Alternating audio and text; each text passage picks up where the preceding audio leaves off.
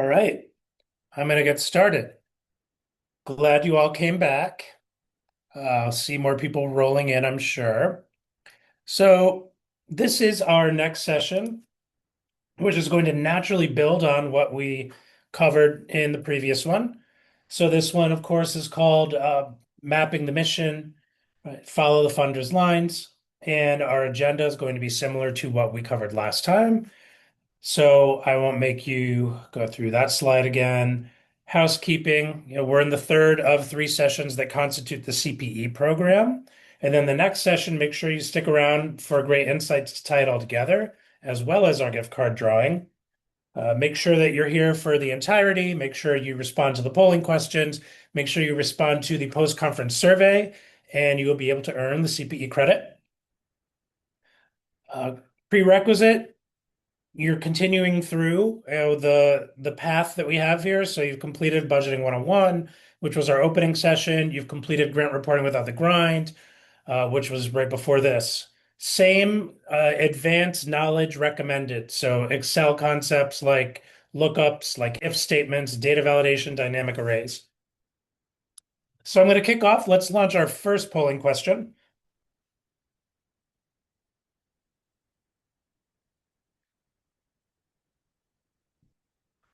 Okay, so our first polling question is, when it comes to funder reporting, what makes things most complicated for your team?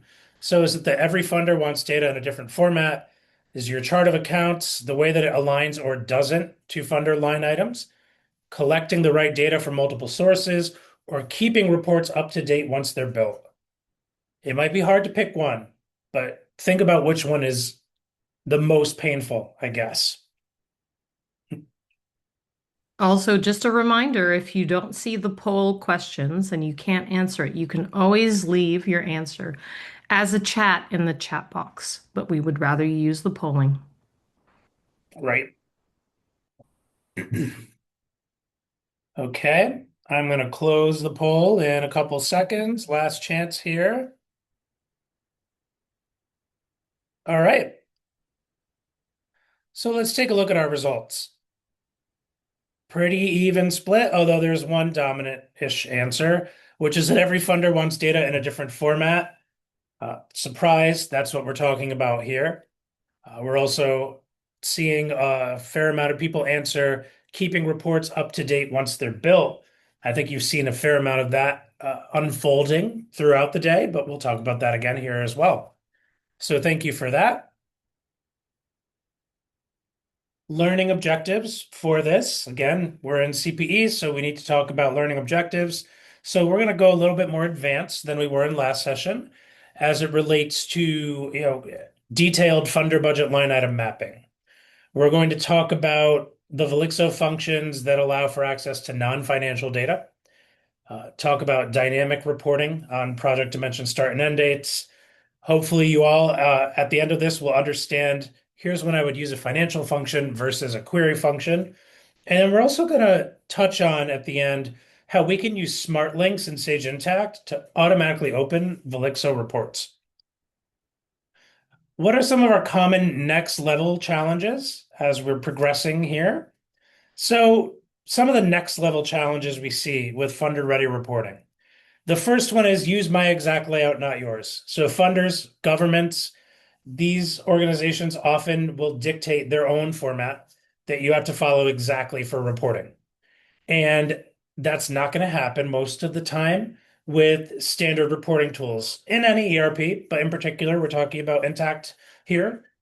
Uh, it might get close to some pieces if you use ICRW or Interactive Custom Report Writer.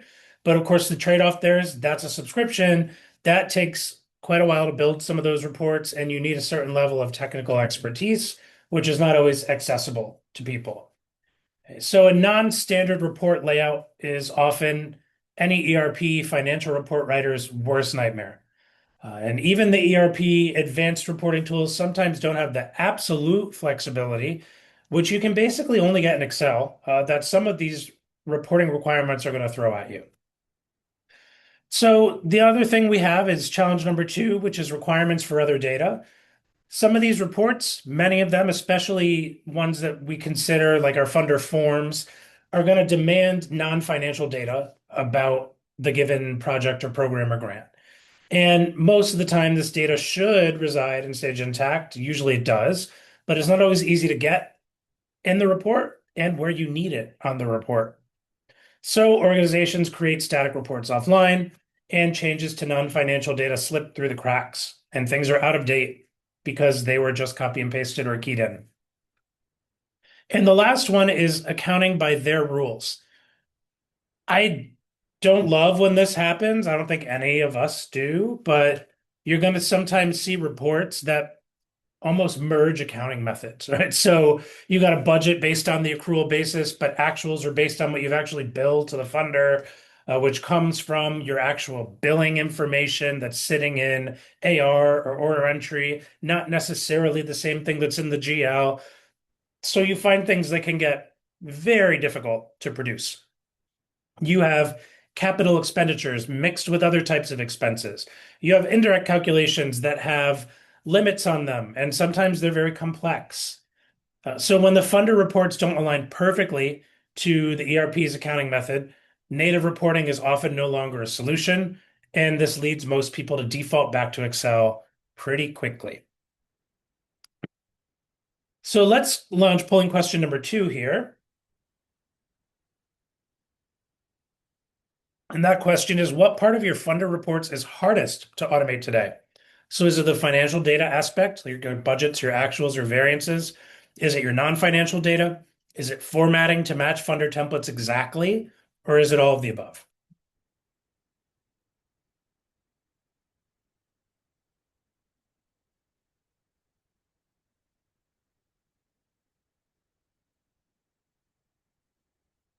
Great.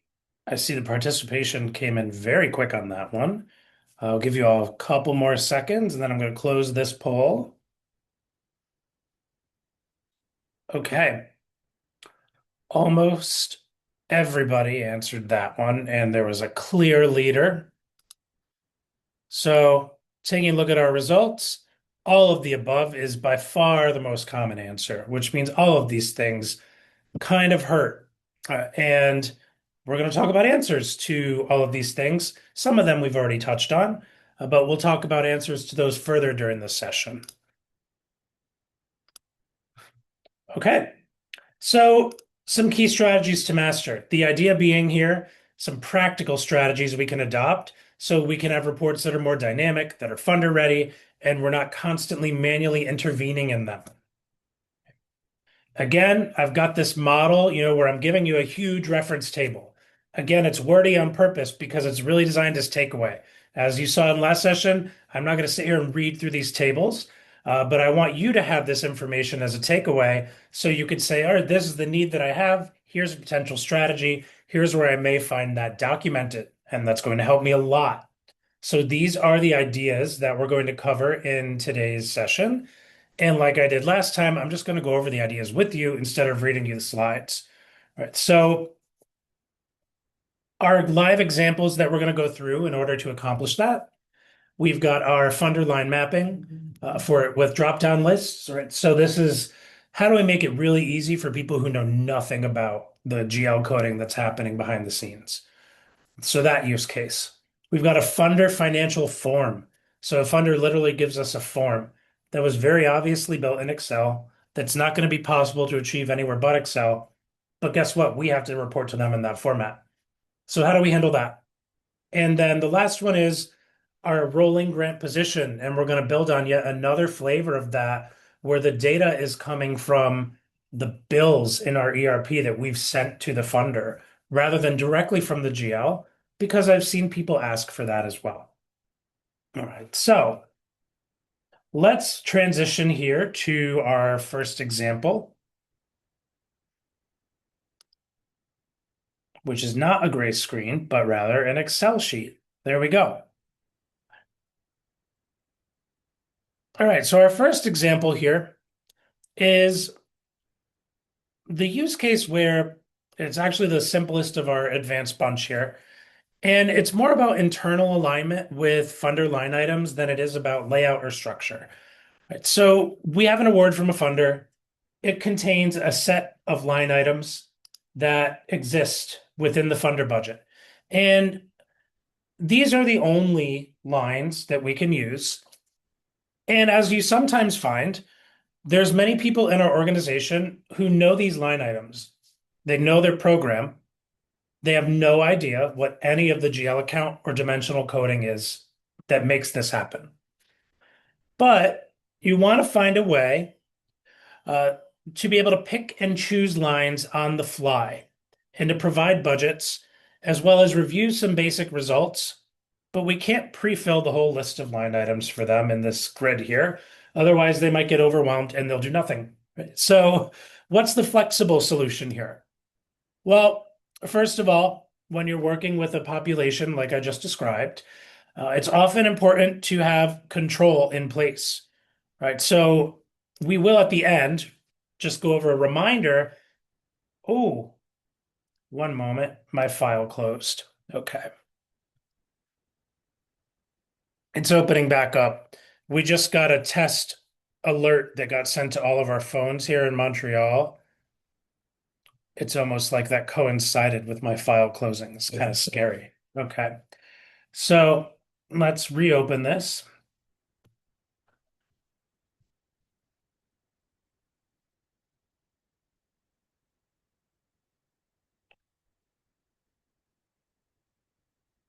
All right. So we're reopened. The flexible solution is to have control. So one of the reminders we're going to go through here is when this is all said and done, lock down cells that you don't want them touching.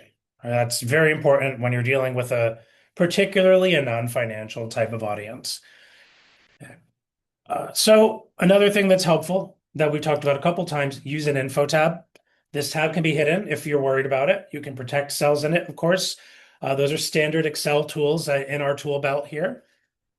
But the info tab in a situation like this is really important because what you have is, okay, these are the line items that we have. And again, we see the same concept that we saw before. It just looks a little different. But we're taking that and mapping. Okay, this line item means this GL account and this combination of dimensions, whatever combination of dimensions that might be, that constitutes what makes up that line for your organization. We have some other control type information here. For example, what's the budget ID? What's the project dimension ID that we're referencing here? Remember that tool we have in our tool belt to be able to grab information. We can use query. We can use that SI project start date function, make all of this dynamic so that people don't have to think about it after it's done. So we have this information. All this is built. When we get to our walkthrough tab, which is where I am right now, it's just a copy of the already completed tab. Okay. So the first thing we have here is my dropdown, which is my list of line items that's valid for the grant. Again, regular Excel, plain old data validation that I can use here. And this is referencing this list, right? So these are the only things that somebody's going to be able to pick from. And then where do we make the magic happen? Well, over here, the mapping is done. But in this case, rather than us defining the mapping here, we've predefined the mapping on the info tab. So all we have to do here is use, again, standard Excel to look up this information. For example, let's say I've picked a line item here, right? So this is going to be my program management personnel. And I want to look up, okay, what should that code be? Well, there's an Excel formula called XLOOKUP.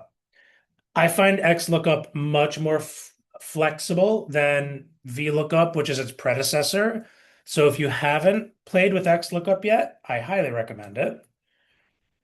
But it's very similar conceptually. So you look up whatever the data is here. So I want to find program management personnel. Where do I want to find it? Well, I want to find that on my info tab in this range. And I'm going to fix that, of course. And where should I be pulling the result from? Well, I should be pulling that result from this range. So I just highlight the ranges that I want to pull from. And of course, remember with the magic of Excel that prefixing our uh, arguments is very helpful. Now, what's also helpful about XLOOKUP is it has this if not found. So basically, it's got a built-in if error. So if you don't find anything, maybe return a blank. Okay. And that's it. And this gives me my GL account. Now, because I've set this one formula up right, I know that I can copy this down, and I don't have anything right now, right? But let's say I pick another one, for example, occupancy. That's going to fill in, right? So, this is standard Excel. And I'm just going to copy this all over so that I can get my other arguments that were there in my mapping table. And we see how that all fills out. But imagine from the perspective of somebody who doesn't know any of this, number one, like all of these rows are going to be hidden or collapsed anyway. So from their perspective, they're just going to go about their day picking the things that they need. And all of this is happening behind them without them even having to know. And when we lock down and control the sheet in the correct way, that's all they're going to be able to touch. Now, that kind of gets at another best practice, which is when you build a model, when you build a sheet, if you want either to interact with it yourself or for somebody else to interact with it, it's usually helpful to like color code so that you can indicate, okay, this is like an input cell, for example. It's a visual indication that this is where you should do something, and elsewhere, maybe you shouldn't touch it. So I've got all that in there. Now I can put numbers in here, of course, right? So let's say my personnel budget, and I'm going to use round numbers by using regular Excel. So let's say I have a 500K budget for personnel. And so I want to round that divided by 12 to 2 digits. And then I'm just going to go ahead and copy this over. Right? And I have that. Now, we all know in the world of budgeting, there's rounding, right? So whatever. If it's important to you, just knock it off like the end of the budget. Right? So here I'll put, program staff budget just as a note. Now, all of this, as we saw earlier in the session with Harry, is being used by our write back formula. So here I've got a function that says SI write back budget, and then we're referencing all this information. So again, dynamic for somebody without them having to know anything. Over here, we saw the other technique that Harry showed before. I can retrieve the budget as well. So what's currently sitting there as the budget for this project or grant? Well, currently nothing because I'm working on it right now. All right, so we've given them a tool where they simply can make these drop-down selections and they don't have to know anything. They can continue to be blissfully unaware of all the GL coding and dimension coding that happens behind the scenes here. So let's say I'm just going to add one more number to this and then show what the write back would look like. Right, so let's say this is a dedicated office building for the program. Then the experience could be that from here, we simply come to our Velixo and X ribbon, perform write back on the current sheet, and we're going to see that right now in pending. But when the write back completes, assuming, of course, that I didn't do anything wrong, we're going to see that line uploaded, which we do. And then if we want to check that in real time and say, okay, is my budget $680,000 now? Rather than having to navigate back and check, I can just refresh.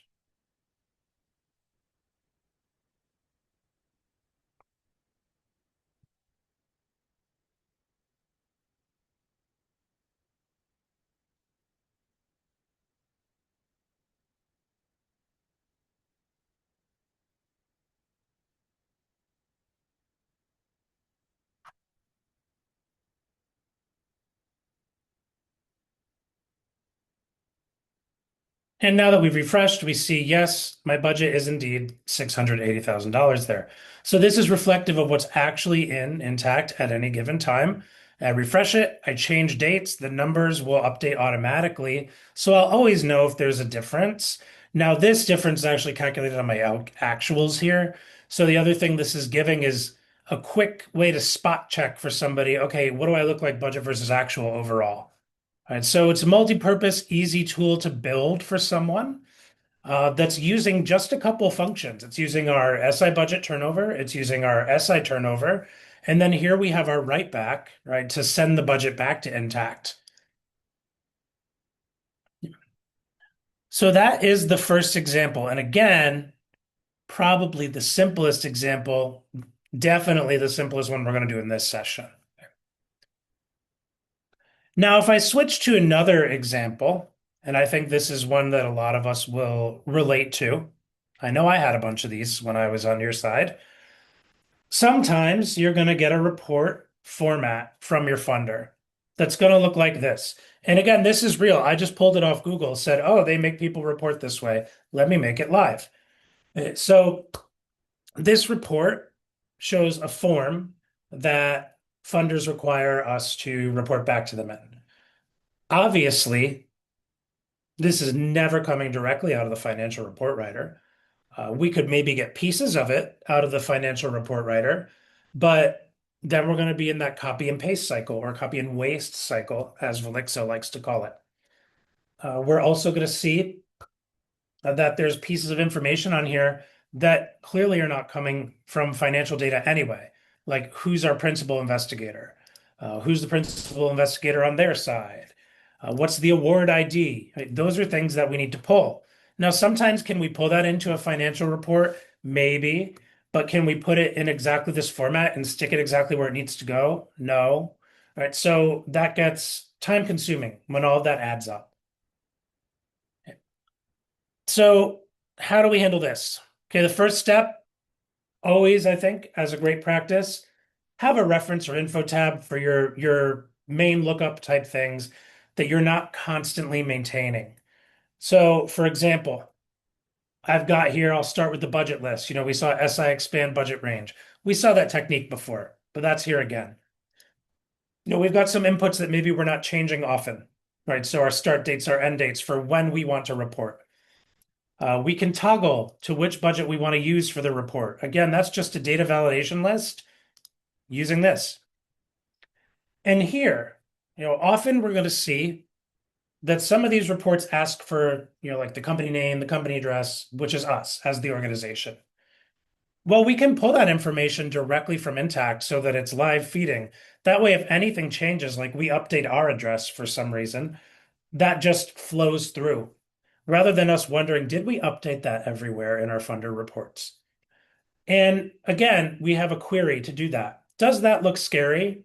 Maybe. But what I wanted to show you is to do the query, you can certainly use the techniques that Harry showed in the first session.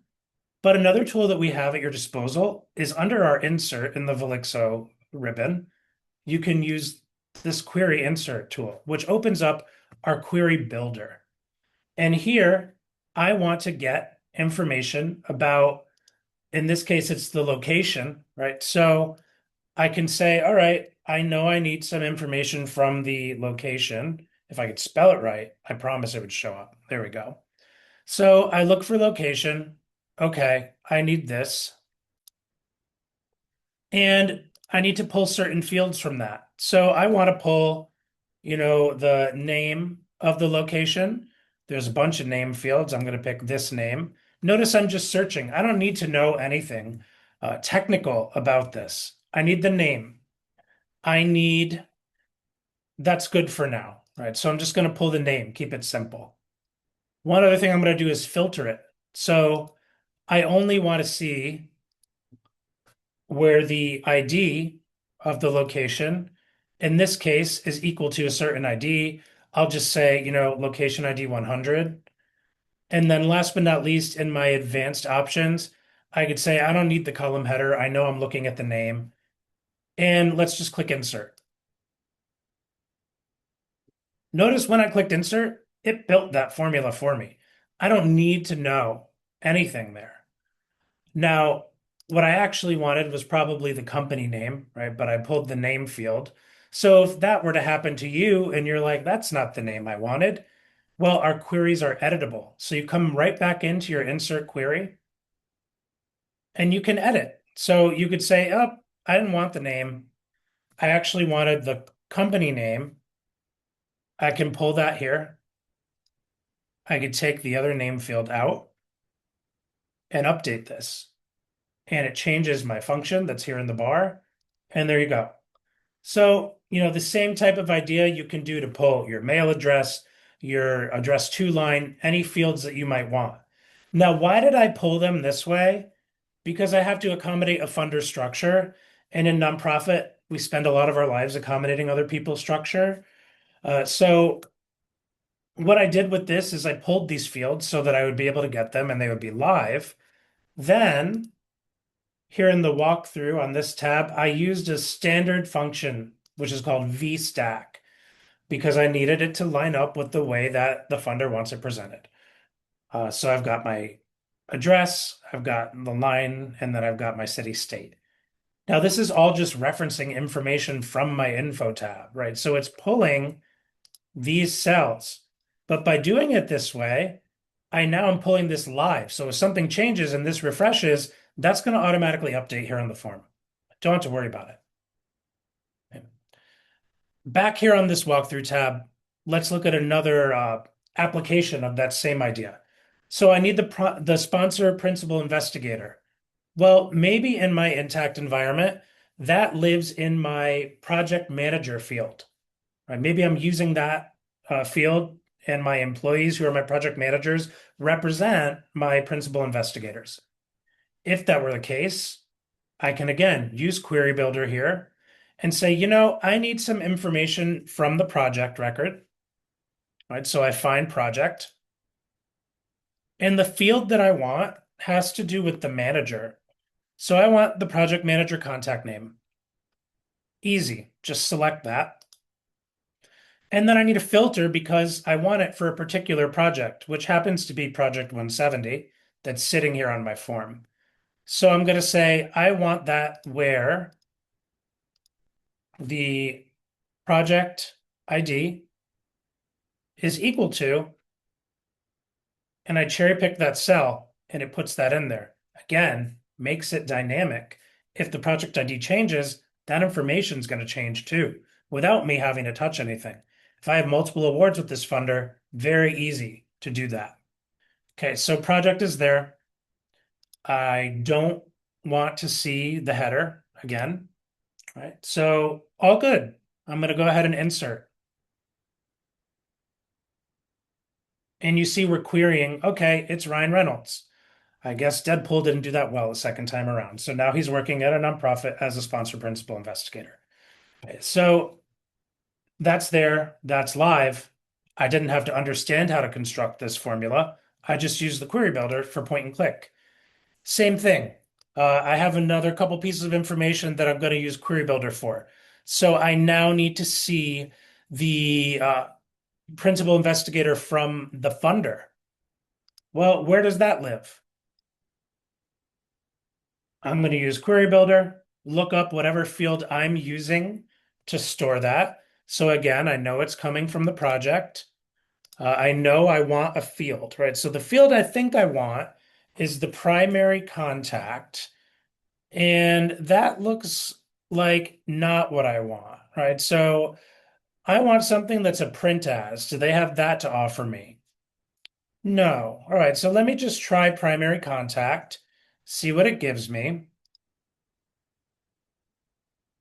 And in my filter, again, I'm going to look for the project ID. I'm going to say it's equal to this. And I don't want to see the header. So let's go ahead, insert that. Bam, it's Meredith Marks from Real Housewives of Salt Lake City to the nonprofit principal investigator role. She's multifaceted. So we see that there on the form as well. And last but not least, Maybe I have a custom field, right? So there's this award ID. Well, a lot of times in Intacct, we add custom fields. We know that's very easy to do. What's not always easy to do is to use those fields in a reporting solution. However, with our query builder, not a problem. So again, I'm going to go to the project. I'm going to look for a field, and that field is called award ID. So it's actually called funder contract ID in my environment. I start typing that, there it is. This is a custom field. It just shows up. Okay, so I select that. Again, I'm going to set my filter because I want that custom field for this particular project ID. So I point and click, pick that. I don't want the header because I don't need a label on top of it that says what it is. The form's already got that. The funder kind of makes me have it. So I'm going to go ahead now and click insert. And once again, bam, there's the custom field value. So we can pull all this non-financial information into any which cell your funder is making you report that in. And you can use Query Builder to do that, so you don't even have to know how to construct this. If you enjoy constructing complex formulas such as this, go for it. The tool is there for you to do that too, but Query Builder makes that a very point and click non-technical exercise. And then the last piece here is we get the financial information. Now, at this point, you're probably going to think this is redundant because I've showed you this already. That's why I didn't bother showing you how I map all this because we've talked about these techniques.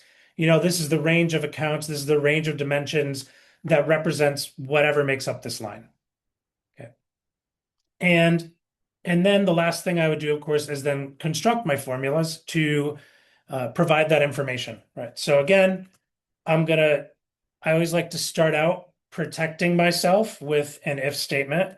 It's just a habit, not a requirement, but I think it's a good practice, which basically says if this GL account is blank, give me a zero. Otherwise, I'm going to use my SI budget turnover and I'm going to specify, of course, my connection name, and then I'm going to pick where does my account live? Whoops, I meant to hit F4. There we go. And where's my budget ID? Okay, well, I'm pulling my budget ID from here. What's my from date and my to date? Well, I'm pulling the budget, right? So I want the full range of the project, which I happen to have pulled with my SI project start and end dates here. And then my other arguments, location ID. I don't have one. Want to know why? Because I don't care what location it is for this particular exercise. So I can skip that argument by just hitting a comma. Dimensions. Well, I have two, so I'm going to use that helpful function we showed before, which constructs the pairs for you the way Intacct needs to see them. So I've got department, and my department should come from this line. And I've got project. I actually want that to be absolute. There we go. And my project should come from this line. And with that, that should be everything I need to pull my budget value. And this is going to show me the approved award budget for this unique combination of account and dimensions. And then I proceed to just, surprise, copy that right down and get to the figures that I need to get to. So this now shows me, again, live in the funder's exact format.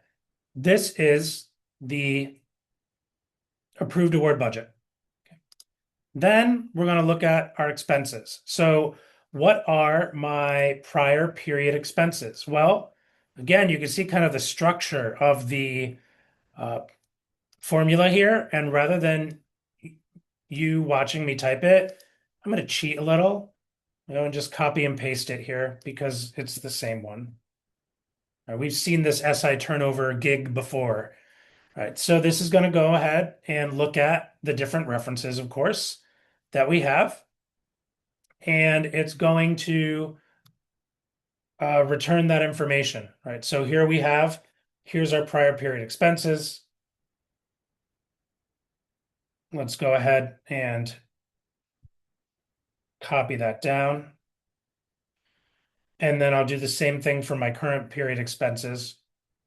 All right, so I'm going to cheat here, copy the function from my already completed example, just in the interest of efficiency for you all.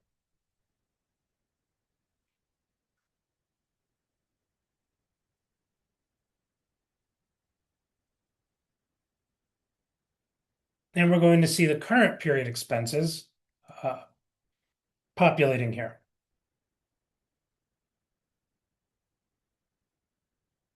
Just a quick copy down, and everything is locked and loaded. So I see here expenses, my balance remaining as of a certain date, and that's it. The funders report is now live. Anything I change will change real time on this. For example, if I come to the info tab and I'm like, well, I have another project or grant with this funder and it's number 630. Well, I change that. We see this, the wheels turning, right? And we see all the information on here is updated, right? I've got all this information just flowed right over. So not the same numbers we were looking at before, but in the funders form, we're ready to go. All right. So whatever we need to do, uh, we can easily retrieve that and get what we need to see. So that is example number 2. Example number 3, and our final example, is a familiar outlay or layout rather, which is our classic forecasting uh, need. But this is a little bit different. It's got a twist, right? So I'm going to preface this and say that I really hope you never have to do reporting this way because it's not natural, right? And that is not any person's fault, and that is not any product's fault. But the reason that this is included in the session is because I've seen that people do have to do it this way sometimes. So I want you to know how to deal with it. Okay. Now we've seen this file. It is the same one we used in our last session, but the difference here is that the actuals that need to go in this column are not coming straight from our GL. They need to come from the actual bills that we've issued to the funder because the funder does not care how we've coded things from a GL perspective. They want to report based on what has actually been billed to them. Whether you've recorded that as revenue or not, don't want to, they don't want to know. They don't need to know. Okay. So let's look at my mapping columns first. You're going to see it's very similar in a use case like this. We do have the revenue account. We do have the item. Item is very important in a use case like this because typically you're using the projects module with project billing and you have order entry. So item kind of ties all that together. And for my budget, it's the same as what we've seen before, right? SI budget turnover. I'm referencing all this information. I budgeted based on expenses because that's typically how we budget, right? So my budget is from the expense accounts. But what am I doing to get my actuals? It is not SI turnover because when I need to pull this information directly from the billing that's sitting in AR or sitting in order entry or wherever it may be, that's not directly from the GL. We're actually looking to pull subledger data and summarize it. Again, I hope you never have to do it, but people do, right? So that's why we're going over it. How do we do this? Well, we're going to use query. And again, my strong preference in a case like this would be to use Query Builder because I'm going to have to build a little bit of a hefty function. Okay. So what I need to look for is I need to look for documents, right, that I'm billing through order entry, right? So I've got my SO document entry, which is where all this information lives.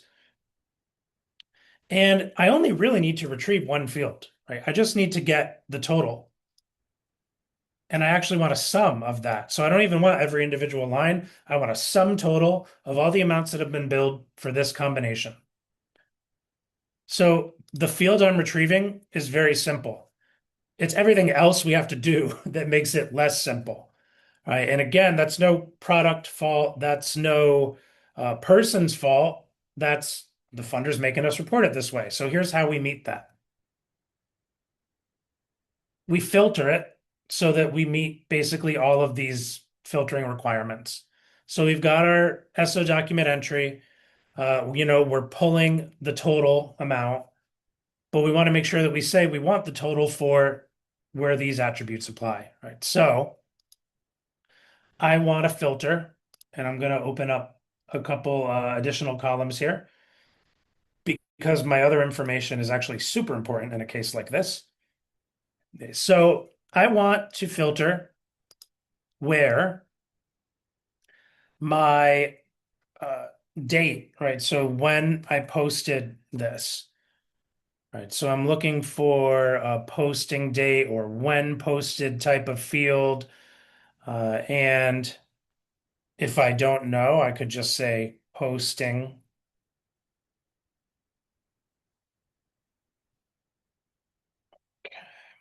Let's use the date created here, right? So I want the date created to be between, and then I can pick, okay, where are those dates?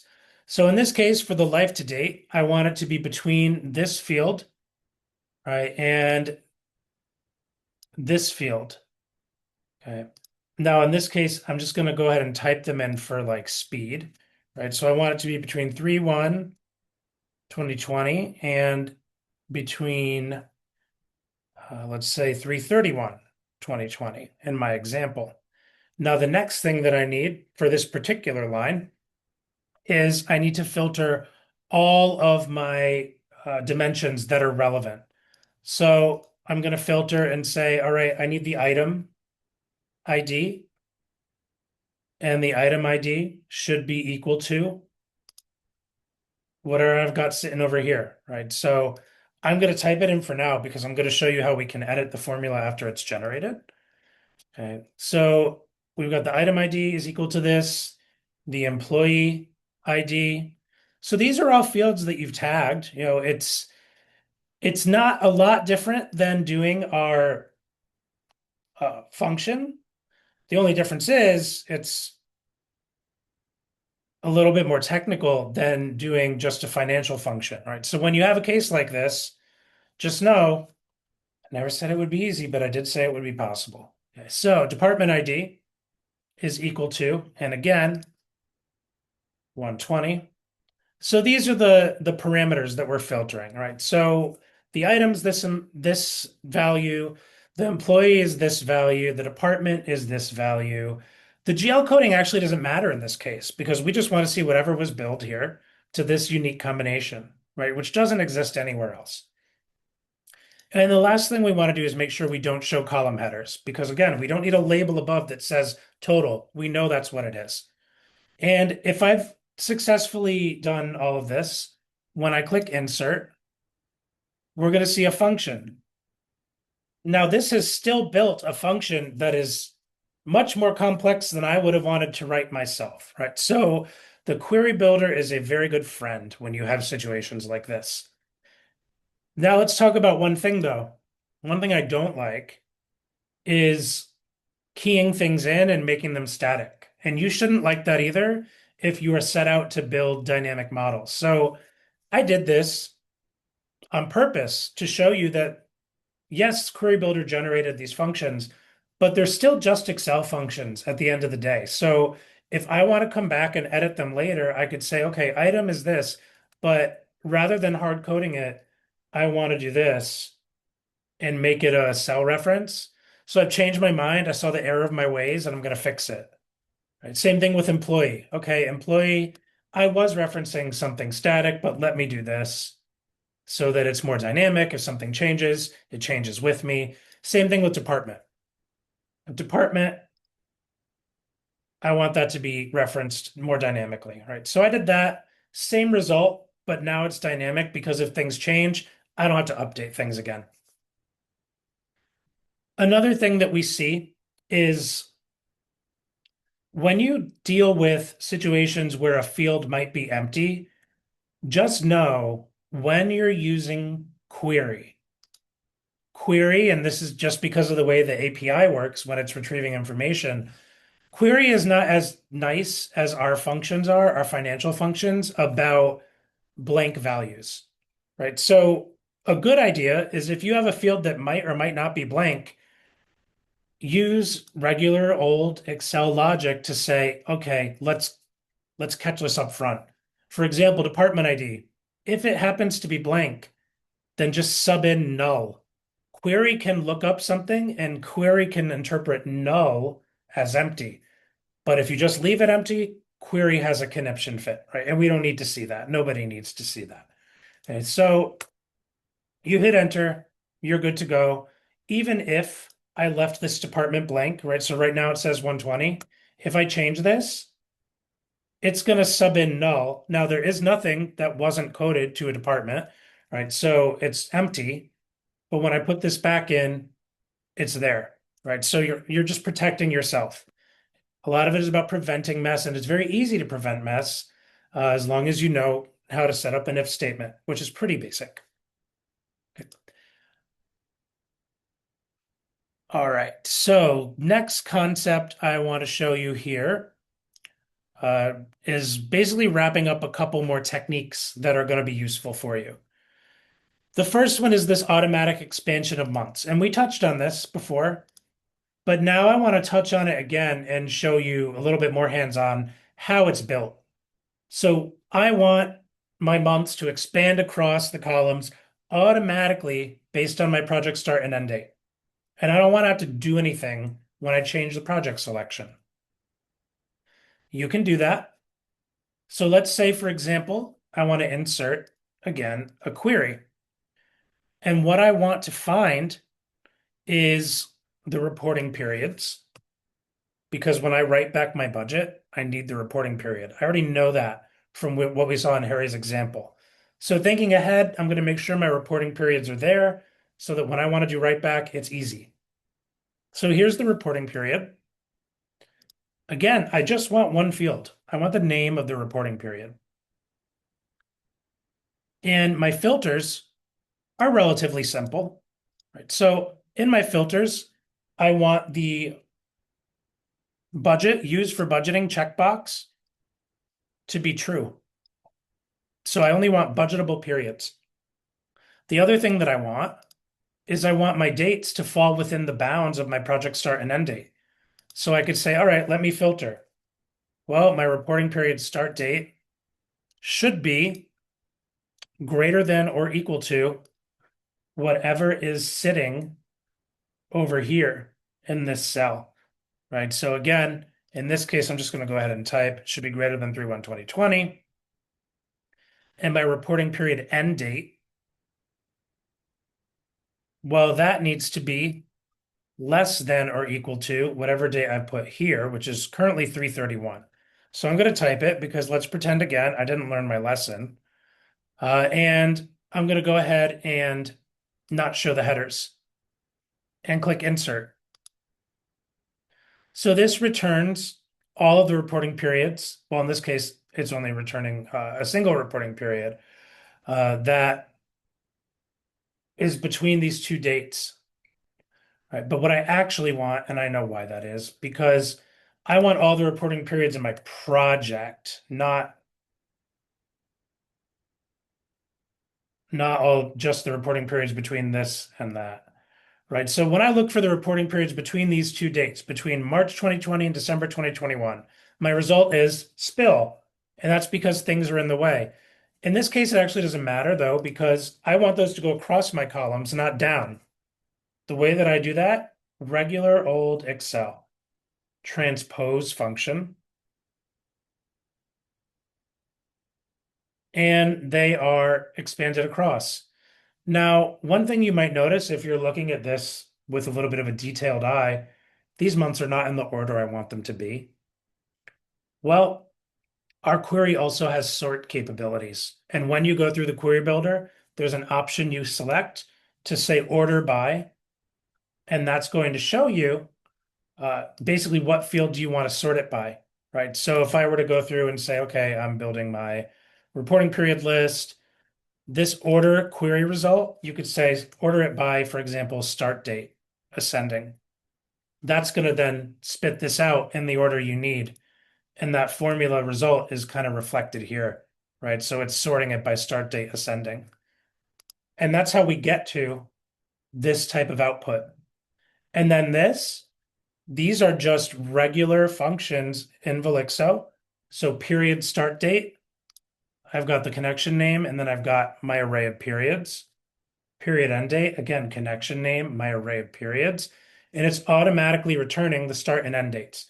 I've given myself everything I need for whatever functions might come my way that I need to provide an argument for.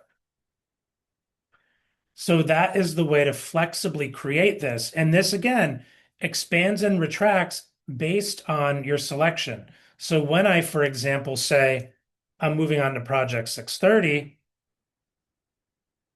all of this over here, refreshing, and it's refreshing relevant to the project start and end dates that are listed right here. So now I'm going to see the months between January 2020 through December 2021 as this refreshes and fills itself out. And we see that has been reflected right here. So that makes it 100% dynamic and adaptable to your reporting periods for your project or grant. You don't have to go build hundreds of these to accommodate each and every project and grant that you might come across. So let me change this back to my 142. And let's talk about a couple more things. All right. So one other thing I want to call out in your materials, of course, as I mentioned, you have copies of all this, which you can download from Velixo Academy. And one of the things you'll see that's included as kind of like a bonus tab is this indirect calculation. So this is actually built on the idea that, indirect has complications to it. We may need to evaluate, do we have enough left, right? Can we charge indirect on this? Sometimes what happens is if you go over budget, or a lot of times what happens, if you go over budget, you can no longer charge indirect on that like over budget amount, right? So this example says, okay, kind of evaluates how much do we have left that we can charge indirect on, and it calculates how much indirect you should have. So let's say I change this to the next month.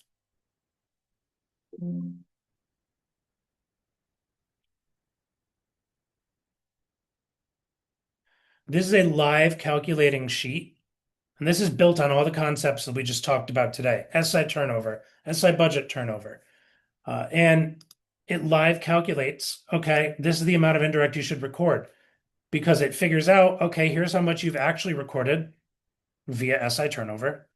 Here's what we've calculated, you should be recording, and this is how much you have. Well, if I have not yet booked that, I can also use a write back function. We have one called SI write back journal. And as you might imagine, that sends a journal entry. So when I write that back, we're now going to see that what we're writing back this time around is a journal entry transaction, right? So this has gone, created a journal entry transaction in Intacct. It's opening up a tab for me to show me. No, it may be another tab. Let me see. So it's opening up a tab for me. Here we go. That shows me, hey, here's the journal entry that I just booked for you, and it's posted. So I've now recorded my indirect based on what I needed to record. Now, say something changed. I'm not going to go record a transaction right now, but let's say like that this amount had gone up, right? So pretend it went up by $5,000. So you refresh this, somebody had booked something else. I could go ahead, refresh this whole sheet.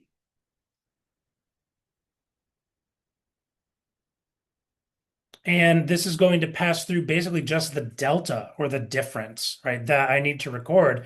And you can record that as a follow-on indirect entry. So once this finishes refreshing, we're going to see our total indirect to record should be like 18% of that 5,000, which it is right here, right? So this is like a perpetually refreshing real-time type thing. Okay. An example of something you could do just with the power of Velixo. Last thing, smart links. Okay, so wouldn't it be nice to take a report and open it directly from Intacct from a link? So let's say, for example, that I had this report. I'm going to pull it up in a second. And I had a report that is the one that Harry showed you earlier, essentially. And this budget here, all right, this is the budget I'm going to be writing back. This is what was historically there. But wouldn't it be nice if I could be on a budget in Intacct, click view, and it would open up this report for me automatically filtered to the budget ID that I'm using. Pay attention to the fact that this right now says operating budget. Okay. So I close this file, and as I'm going about life in Intacct, I might be on my budget list. I might say, okay, I'm viewing this particular budget, and I can create what's called a smart link that says view budget in Excel with Velixo. Well, I click that, and we see this is automatically opening that report. And it is about to sub in, as it just did, the budget ID that I was looking at on that screen. So it's now subbed that in. This report is refreshing. It's all immediately in the context of what I saw on that Intacct screen. So you can go from Intacct, click a button, you've got your report, do what you need to do, write it back, and you've got that full kind of circle of life happening with the automatic seamless connection between Velixo and Intacct. And that happens via smart links, which is standard Intacct functionality. And the way that that happens, very briefly, there's going to be another video on this, but just to give you a preview of how that happens, it's the same way that you would generally construct a smart link in Sage Intacct, but there's a couple just elements that we have, right? So we can start out the smart link with basically a command that says Velixo open. This link is the path, in this case on SharePoint, of where that lives. And then at the end, we can use variables, right? So if I scroll over to the right, I wish the target field in Intacct Smart Link was expandable. I have a named cell. So Harry talked about those named references before. I have a named reference called budget ID. And here I'm saying, okay, well, that should be the budget ID from the Intacct page. I can get that with the field lookup in Intacct. And then the very last part of this is what sheet or what tab do I open to? Well, I want the sample tab. I deployed this link, to the budget in Intacct. I give it a name, and that's how I got what you saw before, right? So what you saw over in the Intacct budget, if I go back to the repository, that's how I got this hyperlink. So super powerful stuff. Very cool way to close us out on this session, I think. We have one more polling question, so let's go ahead and launch that, please. Last polling question. If you could make one aspect of your reporting process fully self-updating, what would it be? So would it be budget writebacks to Sage Intacct, automatic refresh of funder report templates, query-based actuals that pull billing data, or expansion of reporting periods from project dates? What would be your number one?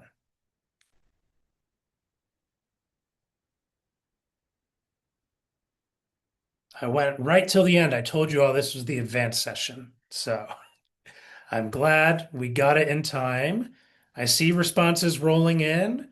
I'll give you all like 20 more seconds. If anybody has not provided their response yet, please vote on that or put that answer in the chat if you can't see the poll.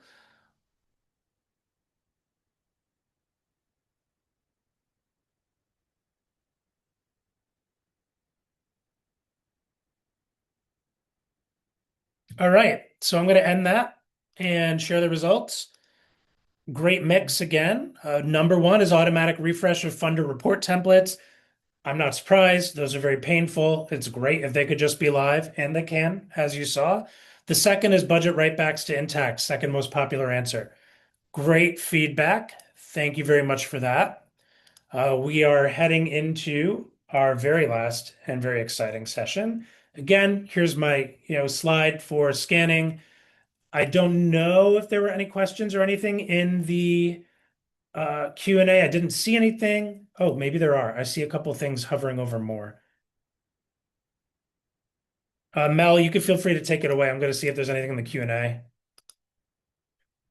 Okay. All right. When budget writes back to Intacct, are there any version control capabilities? So version control is something you can do natively in SharePoint and Microsoft 365 with all kinds of different security.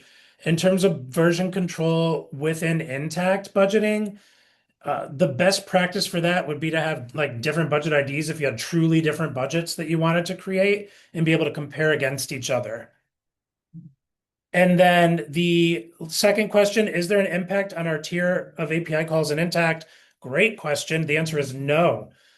Any API calls made by Velixo to Sage Intacct or vice versa do not count against your tier. We have a special arrangement with Sage Intacct where that is not a factor you have to worry about. So thank you very much for both of those questions. And that's it from me. Mel, feel free to take it away.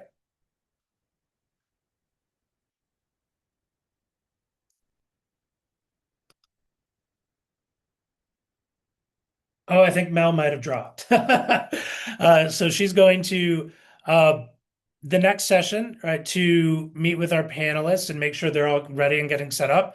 So in the next session, we have starting at 3 p.m. Eastern, so about 14 minutes, we have our roundtable discussion. That is when we are going to do the drawing as well for the $250 Amazon gift card. It's going to be a great discussion to pull together a lot of the themes that we've talked about so far today. So I will see you all in there at 3 p.m. Eastern, about 14 minutes. Thank you so much for attending this and hope to see you shortly.